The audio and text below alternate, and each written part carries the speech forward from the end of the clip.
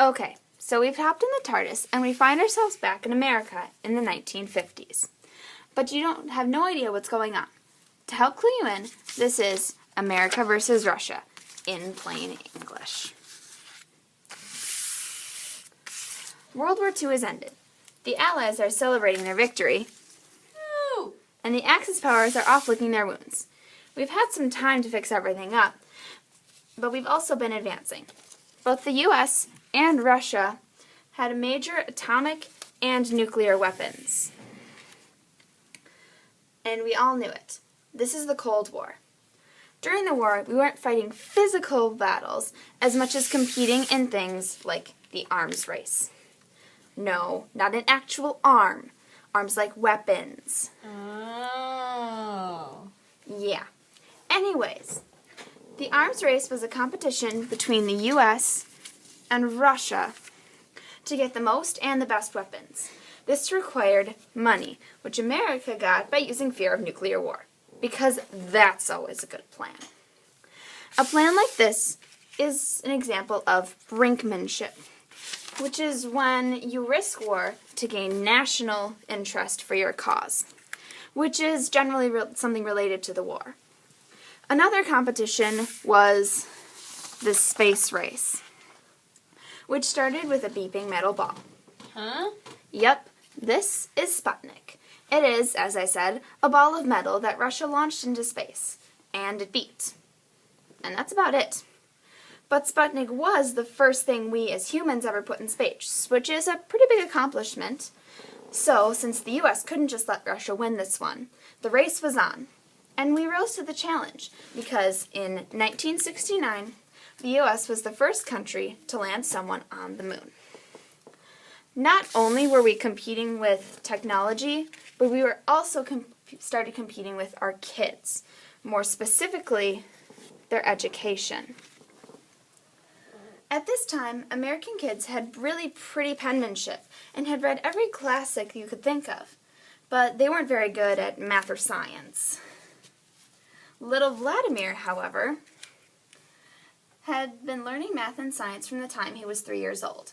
So America did the only logical thing they could think of. They started to up the math and science curriculum. This ended with smart kids with terrible penmanship, but that's another story. Aside from the competition, there was also a lot of controversy with the Allies. A great example of this is the Suez Crisis, which started with a canal. Hint, hint, it's the Suez Canal. Egypt controlled the Suez Canal, and they sided with the Soviets, which caused the U.S.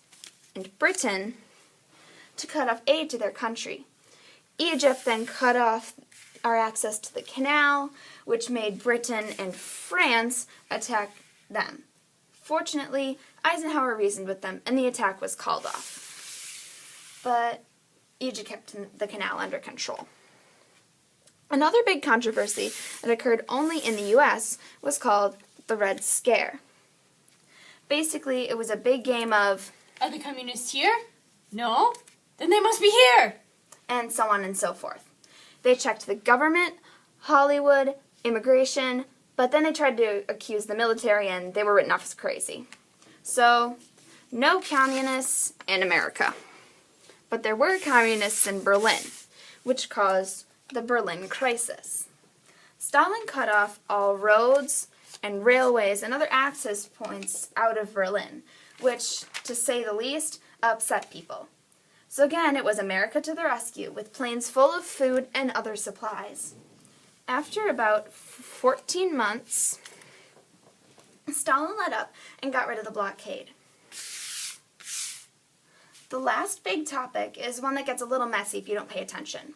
This was another race, the race for territory. Russia was trying to get other countries to adopt communism, especially in Asia and the Middle East. America, of course, hated this and began doing everything in their power to stop it because they believed that the domino effect would occur, which is when one country fell to communism, all of its neighbors would fall. One thing we did to stop it was create the Eisenhower Doctrine, which offered men, money, and machinery to Middle Eastern countries. Later, it was expanded to include any country that was threatened by communism. Included in this was the creation of Israel, which was a country for all the Jews. This upset the Palestinians, who had Russia on their side, while we sided with Israel. It ended when we killed the Palestinian leader and put in a non-communist. You may be asking, so even after all of this, there wasn't ever nuclear war? The answer to that would be no. Thankfully, it's remained that way. Marginally peaceful and nuclear war free.